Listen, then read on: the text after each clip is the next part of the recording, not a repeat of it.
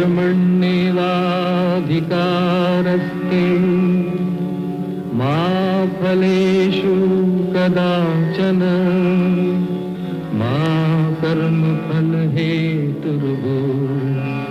मा ते संगोऽस्त्वविकर्मणि।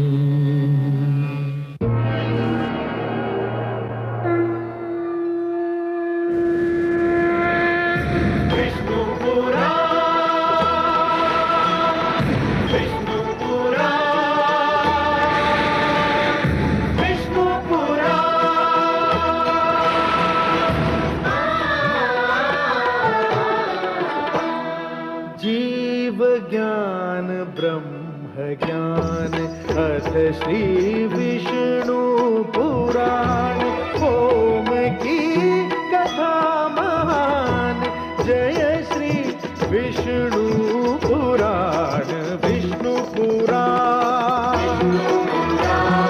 विष्णु पुराण विष्णु पुराण प्रगटे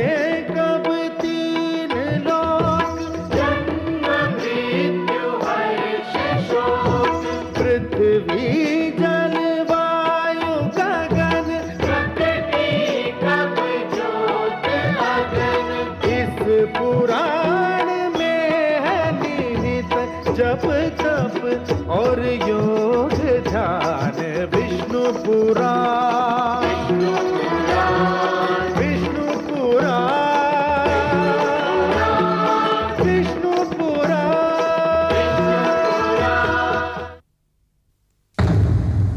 मैं मां हूं, धरती मां। अपना हित किसे प्रिय नहीं, अपनी ख्याति कौन नहीं चाहता, मगर इस संसार में कितने हैं जो परहित के लिए त्याग करने को तैयार हों, जो दूसरों के लिए संकटों से टकरा जाएं, जो जन कल्याण के लिए बड़े से बड़ा बलिदान दे सके। जब भगवान शिव ने लोक कल्याण के लिए सागर मंथन से निकला विष अपने कंठ में रोक लेने की हामी भरी, तो मैं आश्चर्यचकित रह गई। ये महान कार्य केवल शिव ही कर सकते थे। मुझे लगा कि शिव बनने के लिए विष पीना ही पड़ता है। मैं भगवान शिव के इस अद्भुत त्याग पर झूम झूम उठे, परंतु विष से अमृत की प्राप्ति के बीच की यात्रा में अभी क्या क्या होना है, सागर जिसे रत्नाकर भी कहते हैं, उसके गर्भ में कैसे कैसे अनमोल रत्न हैं, उन्हें देखने के लिए कौन व्याकुल नहीं होगा। नारायण नारायण।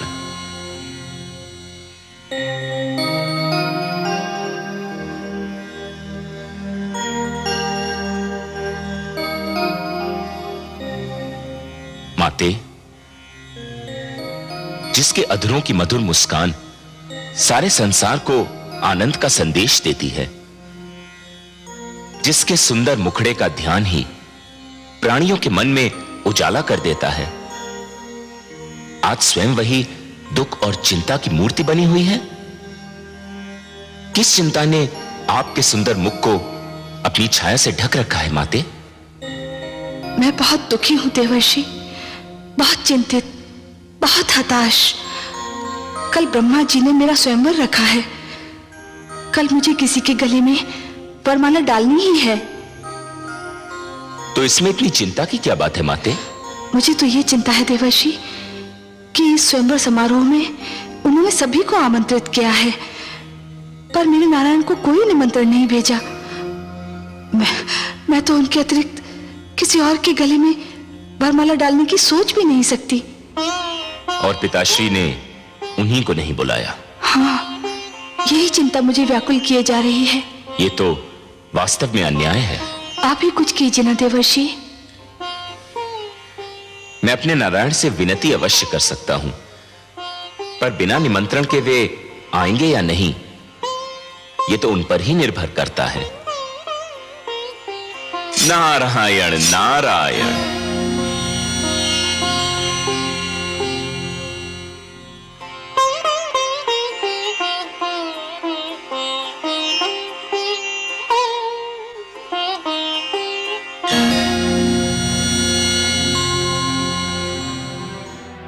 गुरुदेव, चंद्रदेव नहीं आए अभी तक। संध्या की बेला हो गई है, बस उदय होने ही वाले होंगे।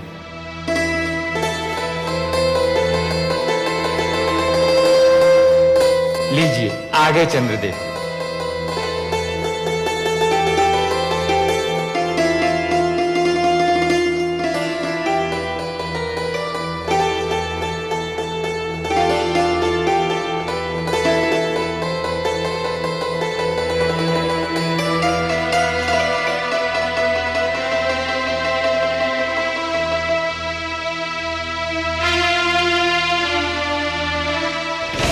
हे ब्रह्मा, मेरी समझ में नहीं आ रहा क्या कारण समय को नष्ट किया जा रहा है।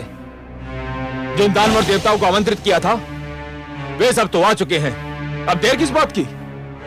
स्वयंवर आरंभ कीजिए। हे अतिथिगण, आज सृष्टि में एक नई प्रथा की नींव डाली जाने वाली है, जिसका नाम स्वयंवर है।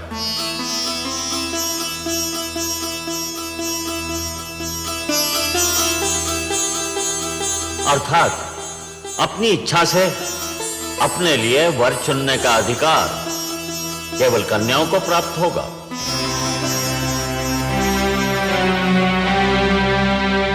सागर पुत्री के हाथों में जो पुष्पमाला है,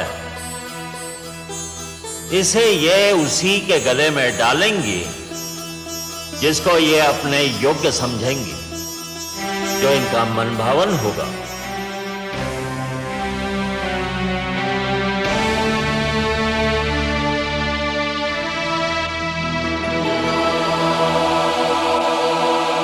हे सागर पुत्री, आपको ये माला यहां उपस्थित अतिथियों में से किसी एक के गले में डालनी ही होगी। और हे अतिथिगण, आप भी जान ले, सागर पुत्री के चुनाव को कोई चुनौती नहीं दे सकता।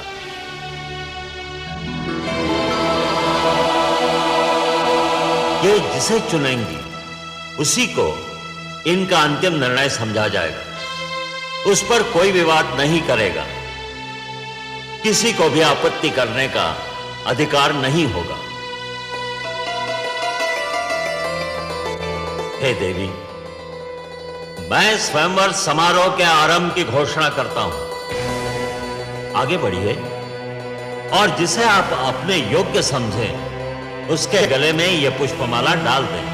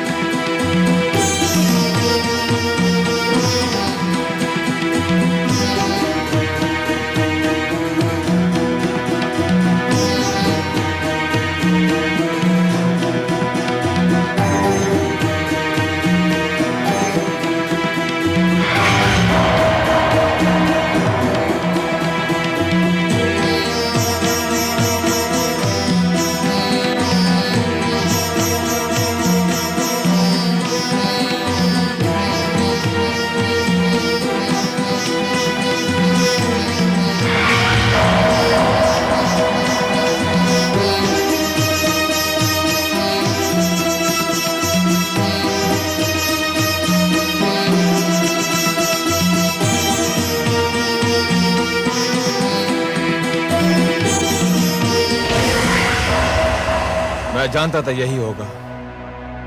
अब तो और कोई शेष नहीं रह गया है। सुंदरी, डाल दो ये पुष्पमाला मेरे गले में और सदा के लिए मेरी हो जाओ।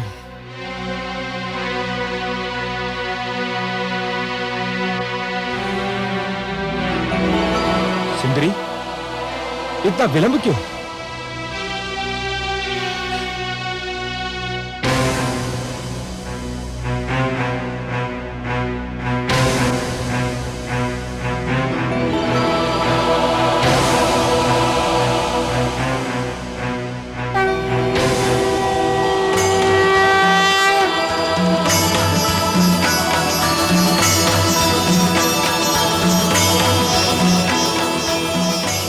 सुंदरी, इतना विलंब क्यों? प्रिय,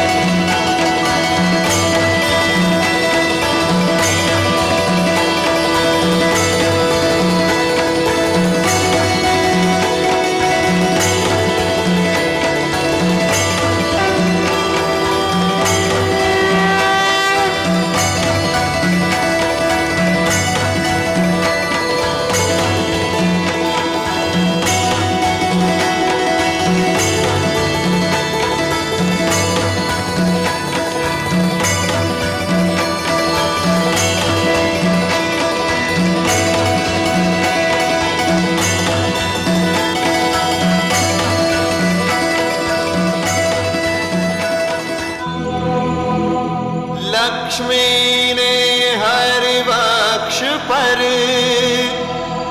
वरमाला दी डाल। धन्य स्वयंवर की प्रथा, धन्य हुई जयमाल। धन्य स्वयंवर की प्रथा, धन्य हुई जयमाल।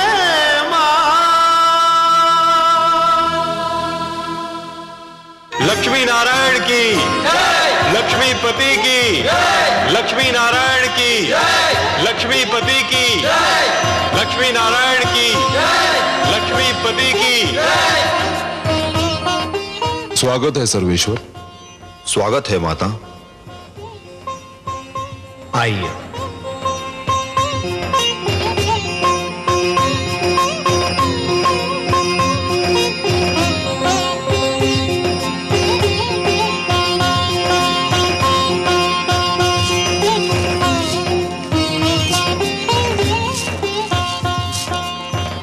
हमने आपसे कहा था ना महादेवी कि इस बार हमारा मिलन बहुत मधुर होगा। ऐसा जिसे आप कदापि नहीं भूल पाएंगी। कैसा लगा आपको ये मिलन? बहुत सुंदर, बहुत मधुर, अनुपम। किंतु हे कमल नयन, जब तक आप नहीं आए थे मेरे हृदय की गति रुकी जा रही थी। एक क्षण का भी और विलंब करते आप तो। विलंब क्यों करता देवी? आपका मन मुझे पुकार रहा था। जब भी कोई मुझे मन से पुकारता है तो मैं उसके पास जाने में एक क्षण का भी विलंब नहीं करता। और आप तो देवी, जिन रंगों से हमारा जीवन चित्र बना है ना, उस चित्र के सुंदरतम रंग आप हैं। आपके बिना तो हमारा जीवन अधूरा है, अस्तित्व अधूरा है। तो आपके पास आने में मैं विलंब क्यों करता?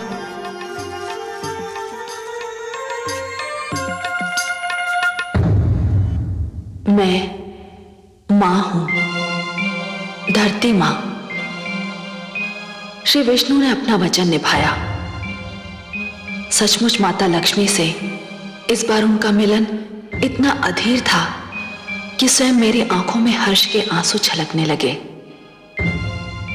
दानव एक बार फिर अपनी हार पर क्षुब्ध होकर रह गए।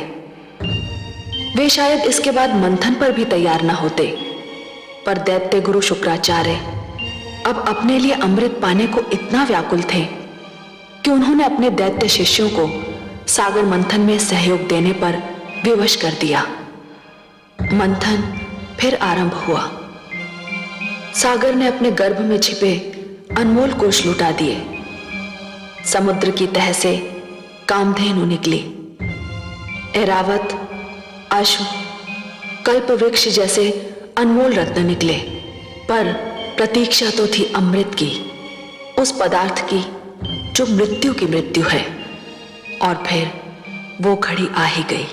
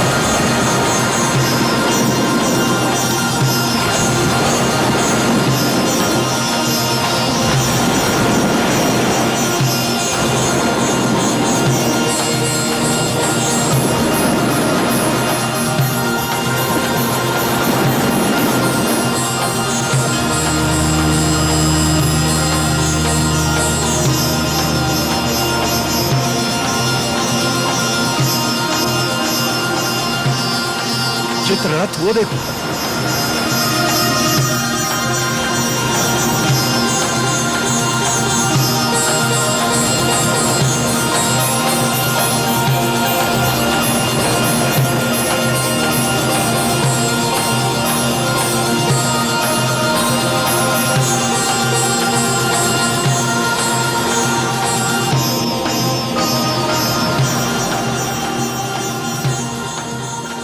उस कलश में अवश्य ही अमृत होगा।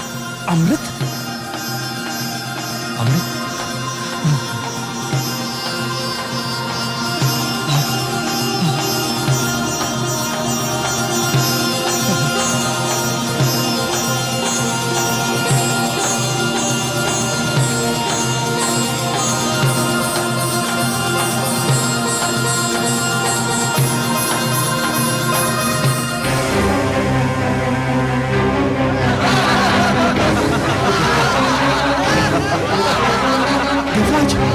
दोनों में से एक है।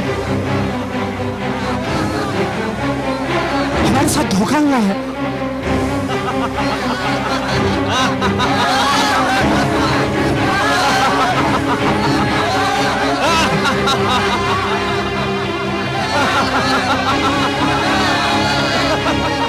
देवराज, दानव तो अमृत लेकर भाग गए। अब तो संजीवनी मंत्र उनके गुरु के पास है और अमृत उनके हाथों में। यह तो सर्वनाश हो गया देवराज। हमारे साथ भयंकर छल हुआ है। अब क्या होगा?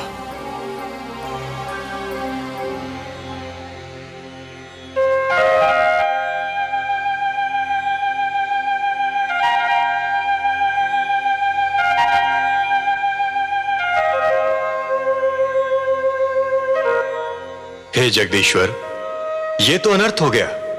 दानव अमृत कलश लेकर भाग गए।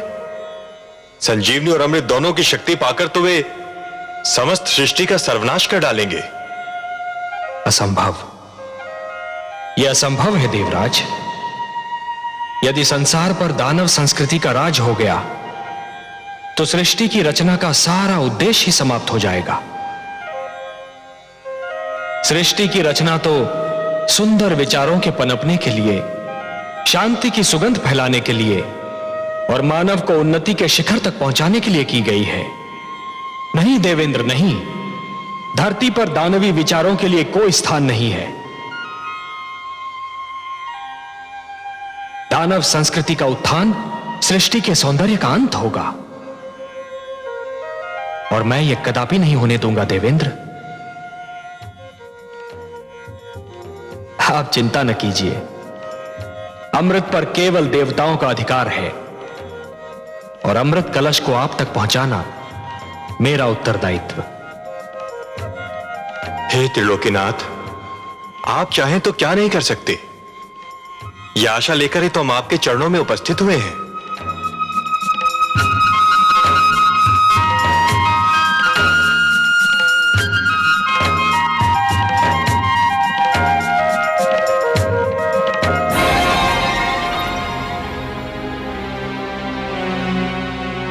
हे स्वर भानु, हम तुम्हारे आभारी हैं। आज तुम्हारे कारण देवताओं को ज्ञात हो गया कि यदि हम दानव छल पर उतर आए तो देवता हमारे आगे ठहर नहीं सकते। छल विद्या में हम दानव देवताओं से कहीं आगे हैं।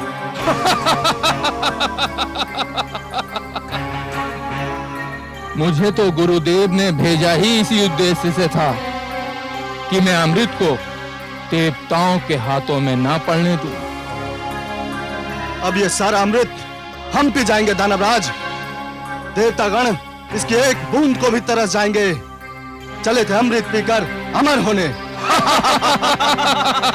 सोचो मित्रों, संजीवनी और उस पर अमृत, जैसे सोना और उस पर सुहागा।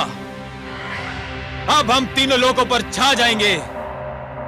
देवताओं को बड़ा घमंड अपने भगवान विष्णु पर। अब हम देखते हैं कि वो अभिमानी विष्णु हमारा क्या बिगाड़ पाता है।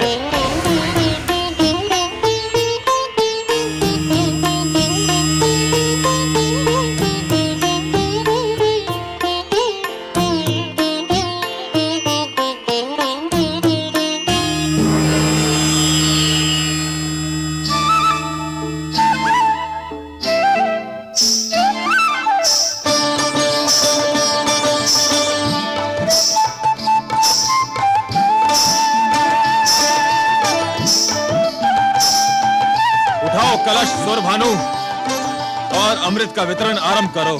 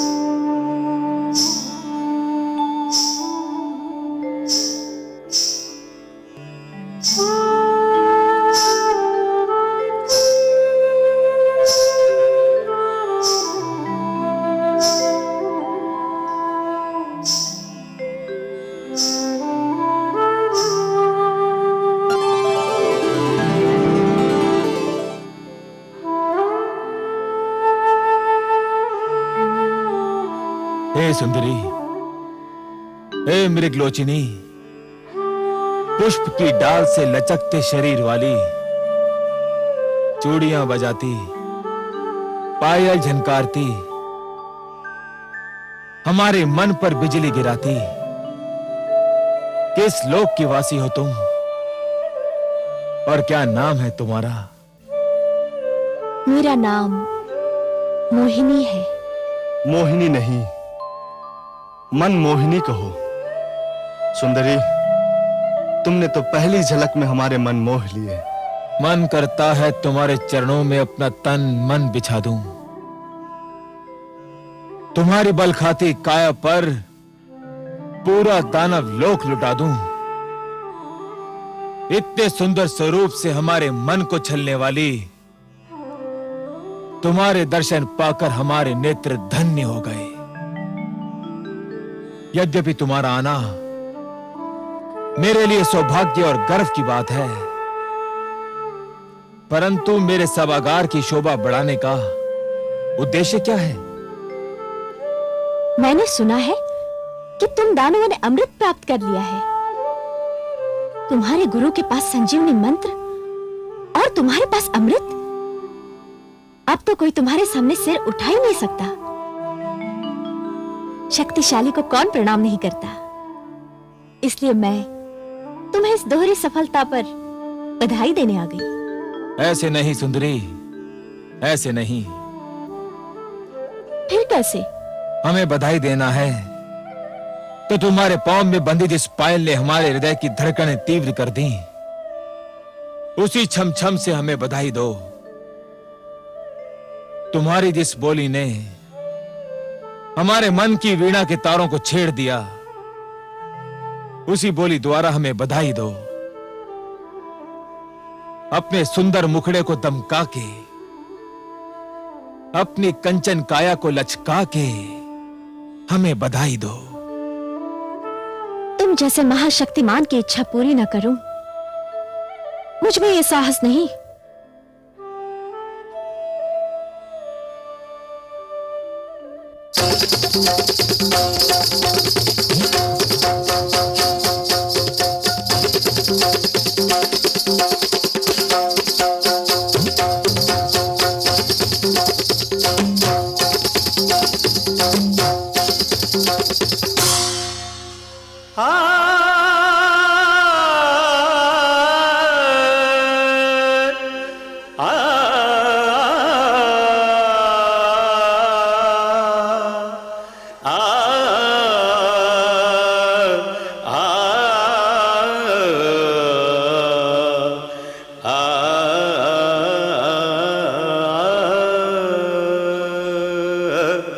मत्स्य बने फिर कच्छप बन के, किया पाप संहार।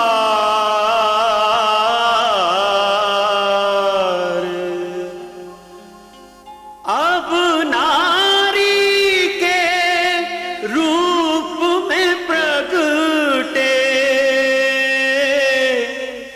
जग के पालनहार।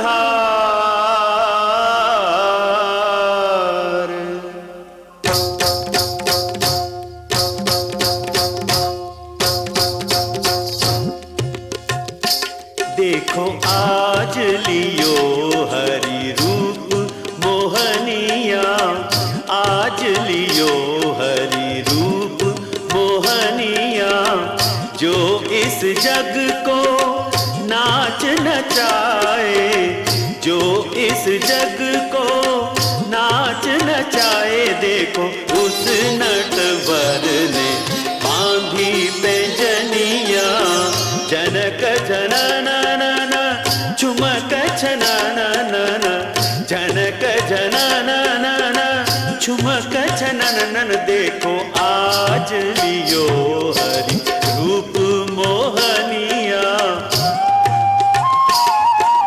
निसा निसा रे सारे पग मरे सा निसा रे धा नि प म ग म नि द प नि सा रे पग मरे सा निसा रे मरे सा निसा रे मरे सा निसा।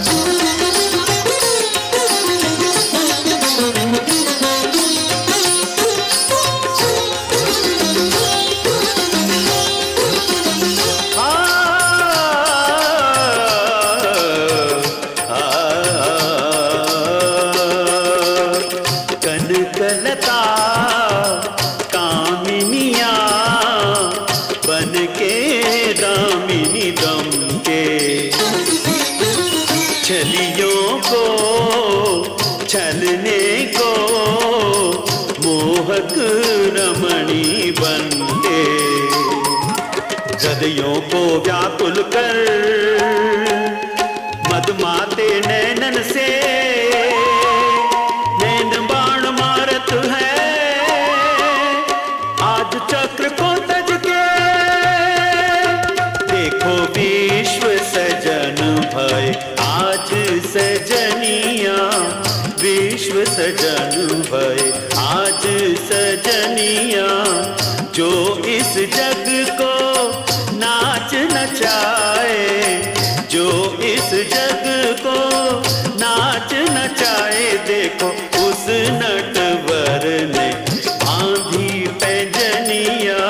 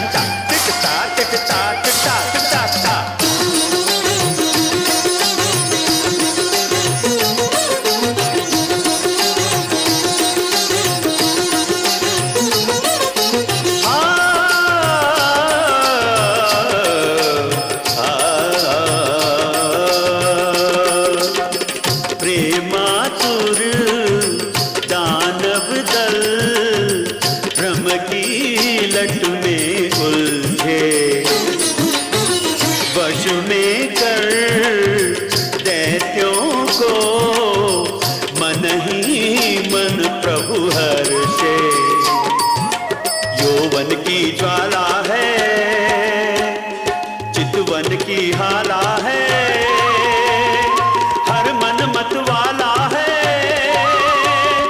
कुछ होने वाला है देखो सबको छकावत माया हिरनिया सबको छकावत माया हिरनिया जो इस जग को नाच नचाए जो इस जग को नाच नचाए देखो उस नटवर ने बांधी पैंजनिया आज लियो हरि रूप मोहनिया आज लियो हरि रूप मोहनिया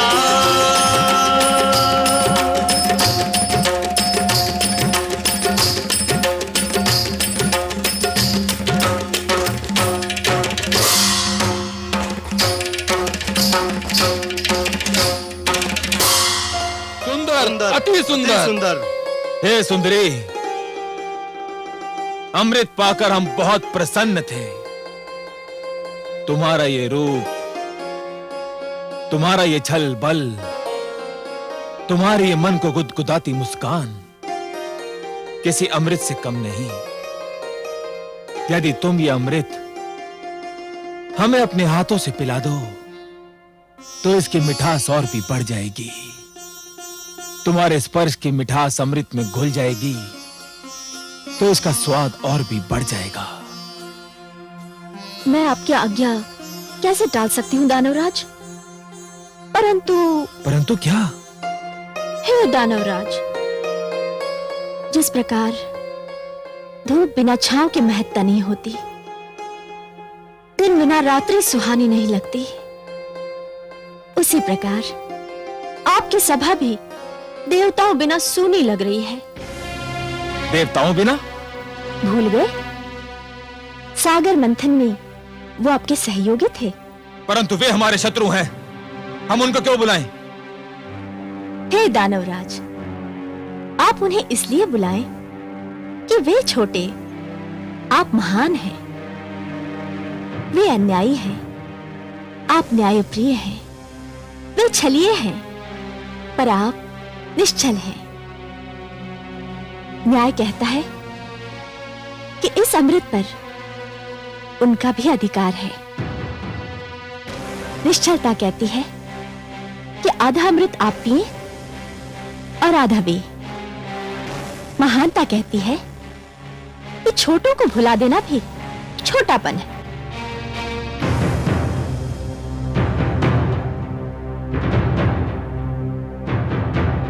हे कमल नयनी,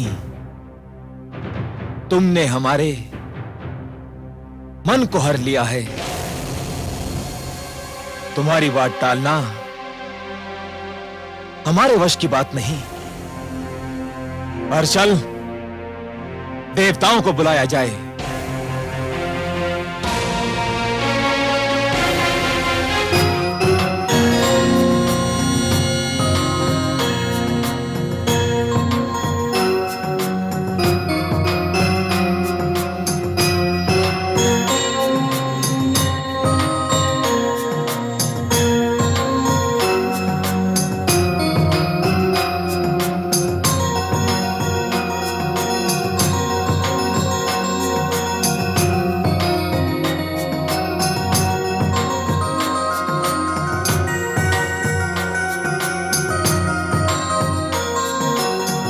हे सुंदरी, अमृत का वितरण आरंभ करो। हमसे और अधिक धीरज न धरा जाएगा। अतिथि सत्कार दानव लोक की परंपरा है। इस परंपरा को निभाने के लिए मैं पहले देवताओं को अमृत पान का अवसर दूंगी।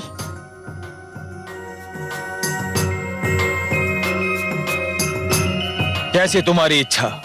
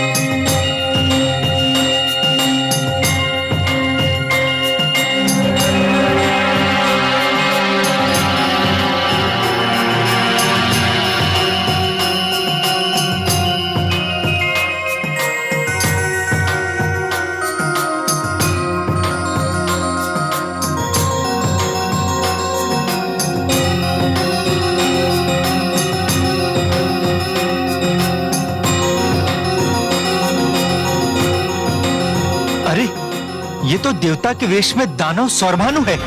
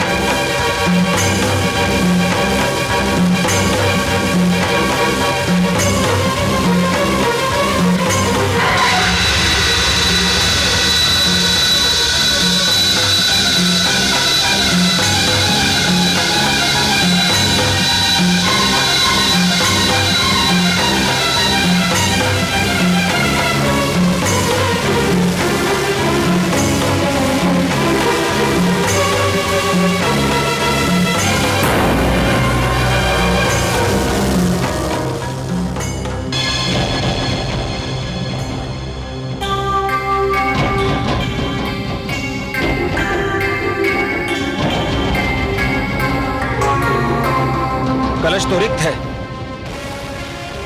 विष्णु ने सारा अमृत देवताओं को पिला दिया। छल, महाछल।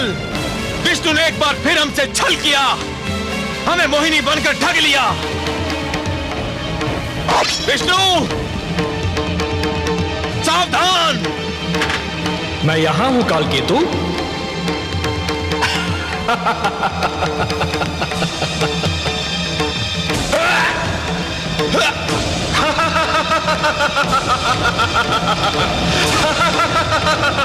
सावधान दानवराज, अब कुछ नहीं हो सकता। स्मरण है, हम अमृतपान कर चुके हैं। अमृतपान, हम सभी अमर हैं। अब तुम, तुम्हारे शस्त्र और तुम्हारी सेना हमारा कुछ नहीं बिगाड़ सकते, कुछ भी नहीं बिगाड़ सकते कालकेतु।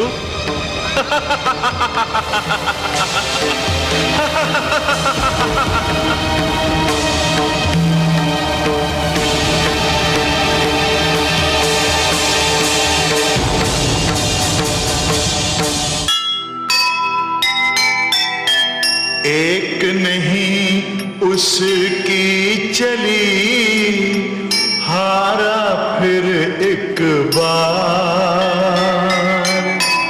अमृत से वंचित रहा दानव का परिवार।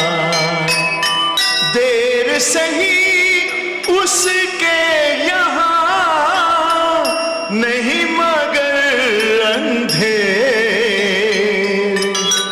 जो अमृत के योग्य है पाए देर सवेर, पाए देर सवेर। जो सुनेगा ये पुराण पाएगा सुख और ज्ञान, पाएगा सुख और ज्ञान।